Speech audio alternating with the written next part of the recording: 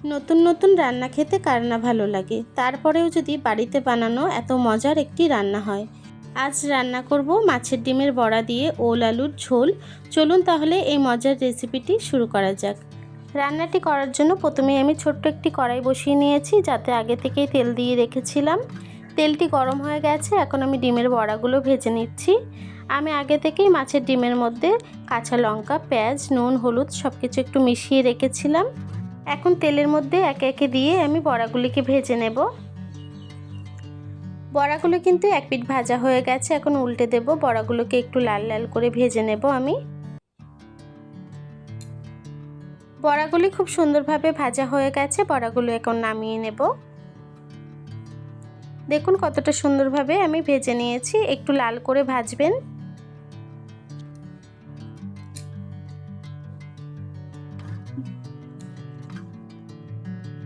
দেখুন ডিমের বড়াগুলি কিন্তু আমার সব ভাজা হয়ে গেছে। এখন আমি এই কড়াইটি সরিয়ে আরও একটি বড় কড়াই বসিয়ে নিয়েছি, যার মধ্যে আমি রান্নাটি করছি। আমি যে তেলে বড়া ভেজেছি সেই তেল একটু কড়ার মধ্যে দিয়ে দিয়েছি। তেলটি গরম হয়ে গেছে, এখন কুচিয়ে রাখা আমি পেঁয়াজ দিয়ে দিলাম। একটি বড় সাইজের পেঁয়াজ আমি কুচিয়ে রেখেছিলাম। পেঁয়াজটিকে দিয়ে একটু নরম করে ভেজে নিয়েছি। দেখুন পেঁয়াজটি কিন্তু একটু বাদামি কালার ভাজা হয়ে এসেছে। এখন এই পেঁয়াজের মধ্যে বাকি মশলাটি দিয়ে দেব একটু রসুন বাটা, দিয়ে দেব একটু আদা বাটা। আদা রসুনটিকে দিয়েও আরও একটু ভেজে নেব, যাতে আদা রসুনের কাঁচা গন্ধটি চলে যায়। আদা রসুনটিকে দিয়ে একটু ভেজে নিয়েছি, এখন দিয়ে দিচ্ছি জিরে বাটা। জিরে বাটাটাকে দিয়ে সেই বাটিটি ধুয়ে সামান্য একটু জল দিয়ে দিলাম। জলটিকে দিয়ে মশলাটিকে আবারও একটু নেড়ে ছেড়ে নেব। আমি প্রত্যেকটি ভিডিওতে বলি, মশলাটি যত ভালোভাবে কষাবেন তরকারিটি ততটাই ভালো লাগবে। এখন আমি স্বাদ মতো একটু নুন দিয়ে দিচ্ছি একটু হলুদ গুঁড়ো। নুন হলুদটিকে দিয়ে আবারও একটু মশলাটিকে নেড়ে ছেড়ে নেব। একটু নেড়ে ছেড়ে নিয়েছি, এখন দিয়ে দেবো ঝাল লঙ্কার গুঁড়ো। ঝালটি যতটা পছন্দ করেন সে অনুযায়ী অ্যাড করবেন। লঙ্কার গুঁড়োটিকে দিয়ে আবারও একটু নেড়ে ছেড়ে নিচ্ছি। মশলাটিকে আবারও একটু নেড়ে ছেড়ে নিয়েছি, এখন দিয়ে দিচ্ছি কাঁচা লঙ্কা আর টমেটো পেস্ট করে রেখেছিলাম, সেটি দিয়ে সামান্য একটু বাটিটি ধুয়ে জলও দিয়ে দিলাম। এখন সব কিছুকে আবারও একটু কষিয়ে রান্না করে নেব মশলাটিকে। দেখুন মশলাটি কিন্তু খুব ভালোভাবে কষানো হয়ে গেছে, মশলা দিয়ে তেল ছেড়ে দিয়েছে। এখন আমি কেটে রাখা সবজিগুলি দিয়ে দেব ওল আর আলু আমি কেটে সুন্দর করে ধুয়ে রেখেছিলাম। ওল আলুটিকে দিয়ে মশলার সাথে আরও কিছুক্ষণ কষিয়ে রান্না করে নেব। ওল আলুটিকে খুব ভালোভাবে কষিয়ে আমি একটু রান্না করে নিয়েছি। এখন দিয়ে দেবো জল। জলটা একটু বেশি করেই দেব, যেহেতু মাছের ডিমের বড়াটি দেব, তাতে কিন্তু অনেকটাই ঝোল টেনে নেবে।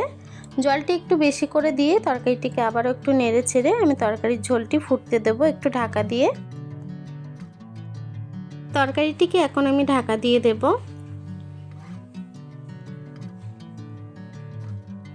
দেখুন বন্ধুরা, তরকারিটি কিন্তু ঝোলটি ফুটে অনেকটাই টেনে এসছে। এখন তরকারিটিকে আমি একটু নেড়ে ছেড়ে ভেজে রাখা বড়াগুলি একে একে দিয়ে দেব।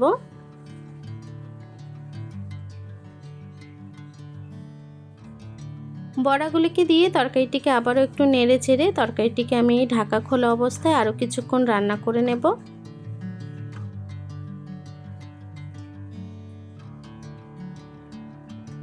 দেখুন আমার তরকারিটি কিন্তু রান্না হয়ে গেছে, আমি আবারও একটু নেড়ে ছেড়ে নিচ্ছি। দেখুন ওলটা আর আলুটি কিন্তু খুব সুন্দরভাবেই গলে গেছে। এখন আমি তরকারিটিকে নেড়ে ছেড়ে গ্যাসটিকে বন্ধ করে দেব।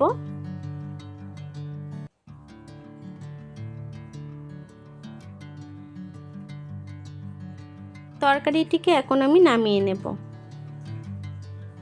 দেখুন খুব সহজেই রান্নাটি করে নেওয়া যায়, আপনারা অবশ্যই ট্রাই করবেন। মাছের ডিমের বড়া দিয়ে এই তরকারিটি গরম ভাতের সাথে দুর্দান্ত লাগে, আপনারা অবশ্যই ট্রাই করবেন। দেখুন বন্ধুরা, তরকারিটি কিন্তু আমি নামিয়ে নিয়েছি। আমার এই সিম্পল রেসিপিটি আপনাদের কেমন লেগেছে কমেন্ট বক্সে জানাতে ভুলবেন না। রেসিপিটি ভালো লেগে থাকলে চ্যানেলটিকে সাবস্ক্রাইব করে পাশে থাকবেন।